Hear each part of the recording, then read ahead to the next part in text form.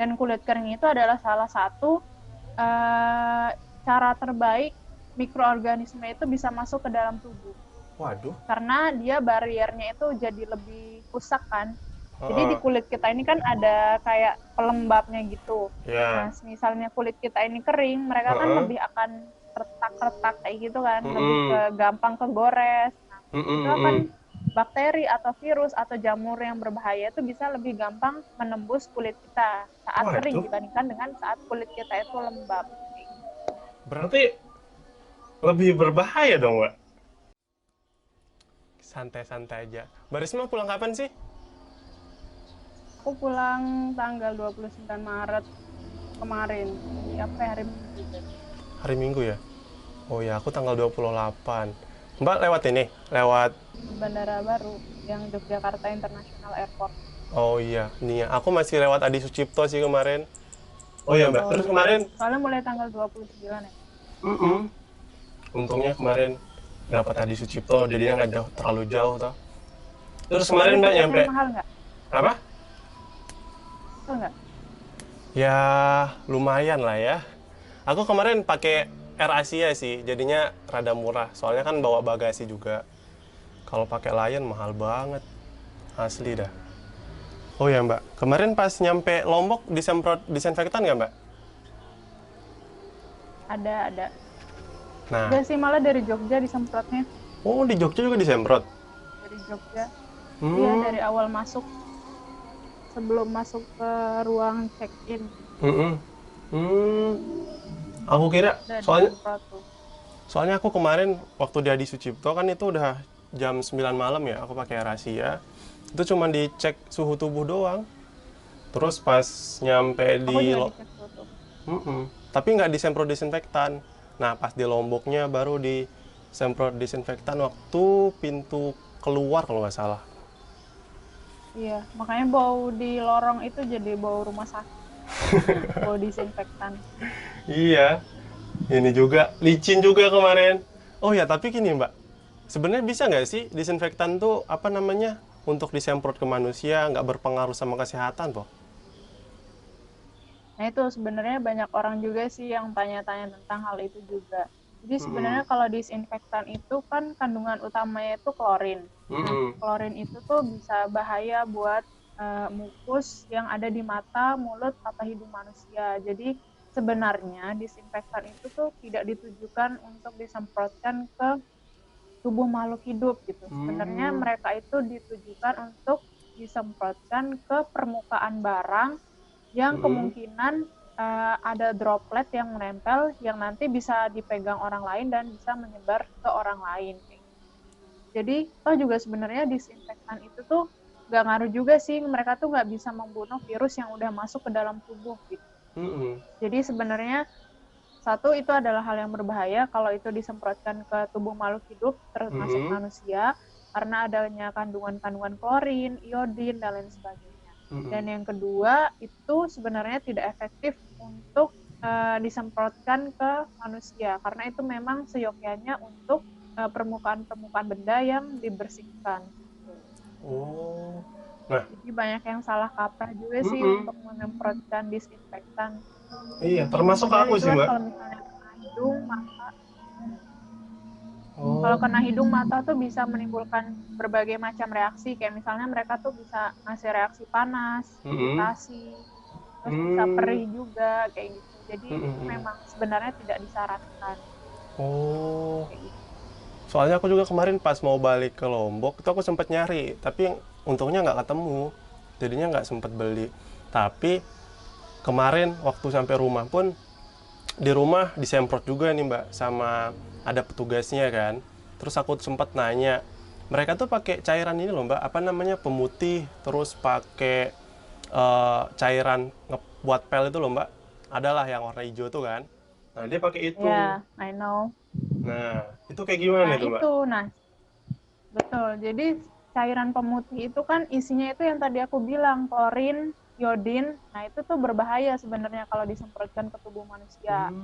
Terutama hal-hal yang sensitif, mata, hidung, mulut. Nah, itu kalau misalnya bisa kena tuh bisa bahaya juga. Jadi nggak disarankan. Malah sebaiknya yang disarankan itu adalah cukup pakai hand sanitizer aja. Dan kalau hand sanitizer itu memang bahan-bahannya itu ditujukan untuk makhluk hidup gitu, untuk membunuh mikroorganisme yang ada di tangan kita, termasuk virus, bakteri. Makanya dengan kita mencuci tangan atau dengan menggunakan hand sanitizer itu udah cukup gitu loh sebagai proteksi diri.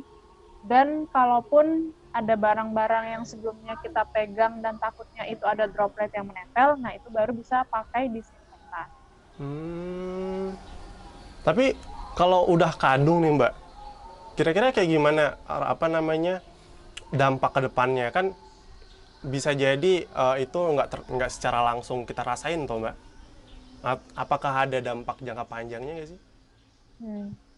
Nah, salah satu dampak jangka panjang yang udah dikaji peneliti itu kalau misalnya pengguna disinfektan berlebih, itu bisa berpengaruh juga ke lingkungan kita. Jadi, lingkungan kita itu bisa berpengaruh pH-nya. Jadi, yang awalnya pH-nya normal menjadi pH-nya lebih asam karena terlalu banyak orang yang menggunakan disinfektan untuk dalam hal ini kondisi kita yang sedang menghadapi corona gitu kan. Nah, dan dengan adanya disinfektan yang berlebih itu nanti mikroorganisme yang harusnya sensitif terhadap disinfektan itu malah jadi nggak sensitif lagi karena jumlahnya udah berlebihan ya kayak gitu. Jadi mereka udah kebal gitu loh, Dir. Oke, berarti selama ini kurang tepat ya upaya-upaya dari kan banyak nih viral di media sosial Mbak kan, mobil polisi yang nyemprotin gitu kan ataupun pemadam kebakaran. Itu berarti kurang tepat ya Mbak? Ya kurang tepat dan kurang efektif sebenarnya. Karena kalaupun mereka nyemprotnya ke arah yang nggak jelas dan nggak dibersihkan, dilap dengan bersih, itu sama aja bohong sebenarnya. Oh, berarti setelah kita nyemprotin disinfektan nih misalkan di meja ataupun di benda-benda padat, itu harus langsung dilap gitu? Iya, tapi sebaiknya didiemin dulu beberapa saat baru terus dilap. Nanti Berapa lapnya habis itu dicuci, dibersihkan. berapa menit atau berapa jam gitu Mbak? Sekitar 3-5 menit cukup sih untuk membunuh mikroorganisme. Oke. Nah, berarti kayak gimana nih Mbak? Apa namanya solusinya untuk gantiin disinfektan? Ataukah mungkin ada nggak sih disinfektan yang apa sih namanya? Yang tidak berbahaya Ramah lingkungan. untuk tubuh manusia atau kayak gitu? Kalau secara teori sih, kalau disinfektan yang aman, sebenarnya dasarnya sama tadi. Disinfektan itu harus ada senyawa yang bisa mengoksidasi mikroorganisme itu. Mikroorganisme itu bisa virus, bisa jamur, bisa bakteri. Tapi, dan mereka itu harus poten gitu loh, harus punya tingkat oksidasi yang kuat. Nah, kalaupun misalnya kita mau pakai bahan-bahan lain yang sekiranya lebih ke ramah lingkungan, kayak misalnya sekarang perkembangannya itu ada yang pakai daun sirih, karena daun sirih itu ada sifat antibakterinya atau mikroorganismenya. Ya nggak apa-apa, tapi itu sebenarnya tidak sepoten kita menggunakan senyawa kimia tadi, kayak misalnya yang ada klorin yang ada di pemutih, atau senyawa-senyawa lain yang ada di cairan pel, dan sebagainya. Oh, pantesan kemarin aku tuh di Jogja ditawarin tuh sama temen kos apa namanya dari daun sirih, tapi aromanya aku nggak suka. Iya. Dari daun sirih tuh, oke. Iya, itu Berarti juga ada. alternatifnya pakai apa namanya daun sirih tadi ya Mbak ya berarti? Ya, alternatifnya. Tapi itu pun bukan sebagai disinfektan ya. Kita tuh bisa bilang itu sebagai antiseptik. Antiseptik Ada ya? perbedaan konsep antara disinfektan dan antiseptik. Oke, apa Dan tuh bedanya? antibiotik pun beda. Apa bedanya Beda. Mbak? Kalau disinfektan itu tadi yang pertama untuk permukaan benda yang mau dibersihkan.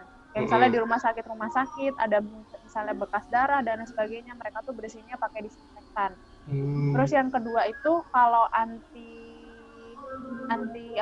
sanitizer atau antiseptik kayak gitu, nah itu emang ditujukan untuk manusia kayak gitu, untuk membersihkan mikroorganisme yang ada di tangan kita atau yang ada di badan kita. Oke. Kalau antibiotik itu adalah bahan atau zat yang masuk ke dalam badan kita dan itu fungsinya untuk mengurangi jumlah mikroorganisme berbahaya di dalam badan kita. Jadi sebaiknya memang kalau untuk manusia itu adalah menggunakan hand sanitizer, bahan-bahan untuk hand sanitizer atau antiseptik lah itu secara umum. Oke. Nah, tapi kemarin kan sekarang sanitizer udah langka banget toh Mbak. Aku aja kemarin di Jogja selama sebulan aku hunting hand sanitizer, cuman sekali aku dapat di salah satu minimarket Susah banget di sana. kan nyarinya. Waktu itu kan aku nge-DM Pak juga toh buat nanya Iya. ada nggak, tapi kan kosong. Nah, teman-teman tuh banyak nih Mbak yang pakai alkohol murni yang 70%. Itu kira-kira bisa atau enggak sih? Itu tanpa campuran gitu, cuman alkohol doang.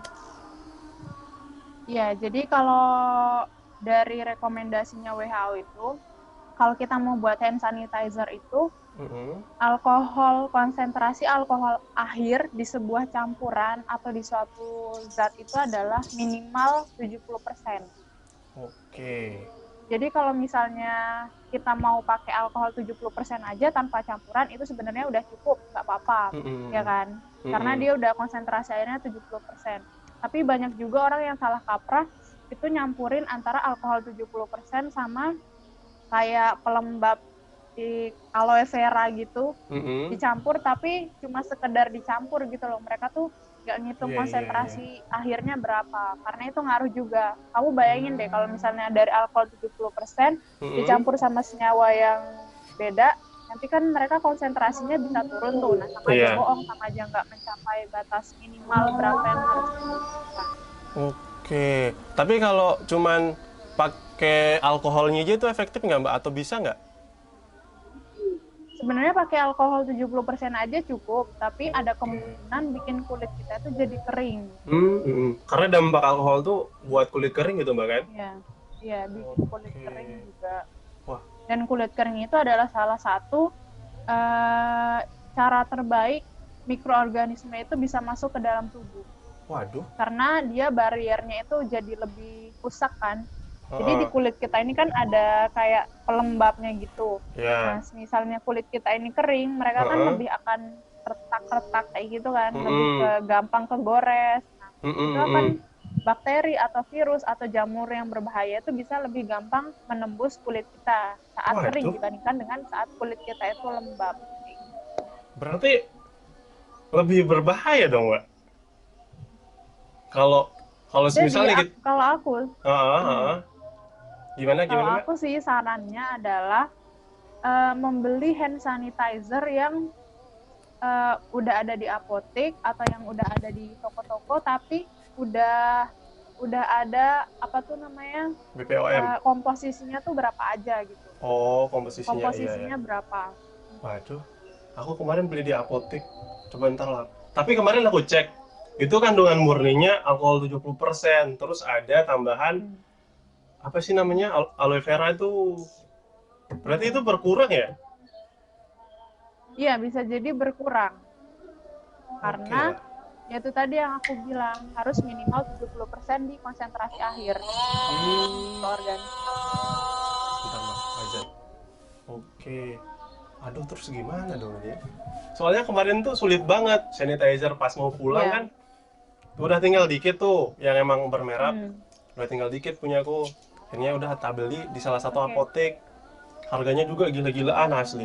Itu 100 ml itu 80.000. Terus ada yang 1 liter 200. Waduh, akhirnya ya udahlah, kemarin aku cuman ada 2 merek itu doang. Tak cek kandungannya, cuman kandungan murninya alkohol 70%, terus dicampur sama itu. Oke lah.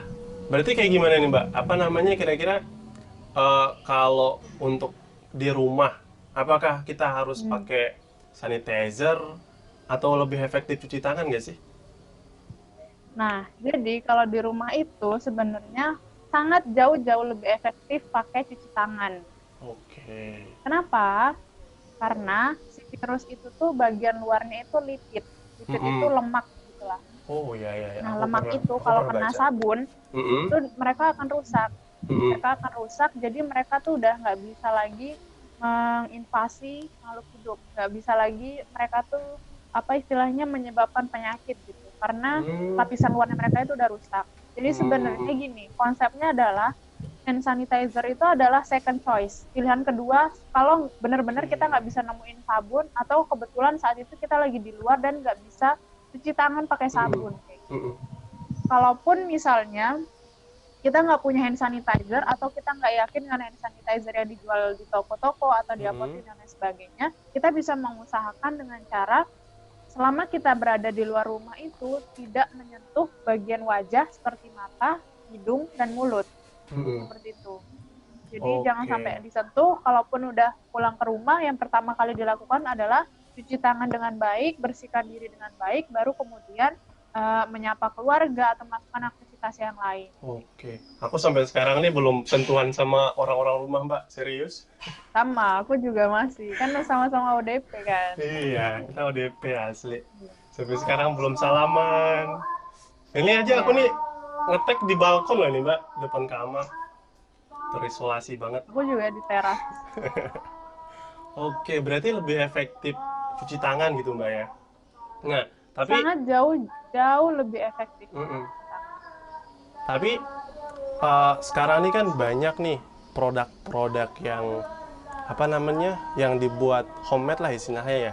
Soalnya aku ngeliat banyak banget sanitizer baru yang tanpa bermerek, botolnya sama semua lagi kan. Nah, kira-kira kayak gimana sih cara ngebedain sanitizer yang memang apa namanya yang bisa lah kita pakai sama yang kita hindarin kayak gitu, Mbak? Kalau aku sih sarannya yang pertama itu adalah lihat dulu labelnya isinya apa. Tapi kan kemarin gini, Mbak, labelnya kemarin aku lihat salah satu artikel di percetakan mereka itu menyetak sesuai dengan komposisi salah satu produk yang udah terkenal gitu, Mbak. Iya, kayak gitu kan. Jadi banyak kayak gitu juga. Jadi kalau aku sih sebenarnya nggak terlalu maniak banget sih harus pakai sanitizer dimanapun. Tapi yang penting itu adalah cuci tangan aja. Cuci tangan, itu pun cuci tangan harus dengan baik, harus mengikuti langkah-langkah cuci tangan yang benar. Pakai sabun ya, Mbak, jangan pakai air doang. Iyalah. Oke dah. Cuci uang. Nah, sama kemarin nih ada yang unik nih, Mbak. Waktu di bandara banyak banget nih, Pak. Pakai apa sih namanya sarung tangan bedah tuh? Oh ya, gloves. Nah, itulah.